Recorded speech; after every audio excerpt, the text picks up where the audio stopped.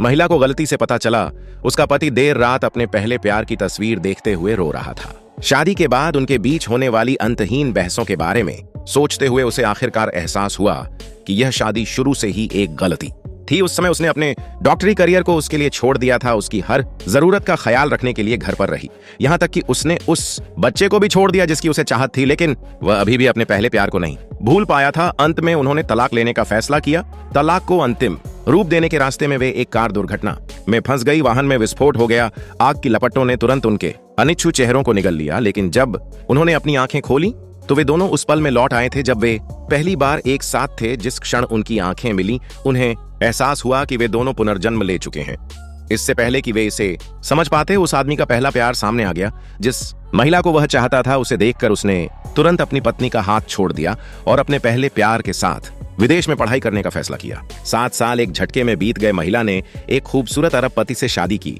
उसका एक प्यारा बेटा था और वह एक टॉप मेडिकल एक्सपर्ट बन गई। उसका 3 लोगों का परिवार खुश और प्यार से भरा हुआ था। आदमी ने कुछ सफलता पाने के लिए अपने पिछले जीवन की यादों का भी इस्तेमाल किया। क्लास रियूनियन में वह ध्यान का केंद्र बन गया। वह अपने और अपनी पूर्व पत्नी के बीच के अंतर को दिखाना चाहता था। उसने जानबूझकर सबके सामने उसका जिक्र किया। बाकी लोगों ने भी तुरंत ही यह कहते हुए अपनी बात रखी कि अब उसका जिक्र करने लायक नहीं रहा।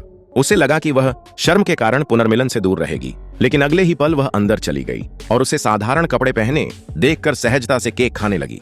उस आदमी ने उसका मजाक उड़ाया और कहा कि वह उसके बिना कुछ भी नहीं है। फिर श्रेष्ठता के भाव से उसने 1 लाख का चेक निकाला और उसके सामने रख दिया। उसने इस सभा की योजना बनाई सिर्फ उसके सामने अपनी सफलता का दिखावा करने के लिए। यहां तक कि उसने सभी को यह भी बताया कि उसे यह ना बताया जाए कि वह भाग लेने जा रहा है, लेकिन उसे आश्चर्य हुआ।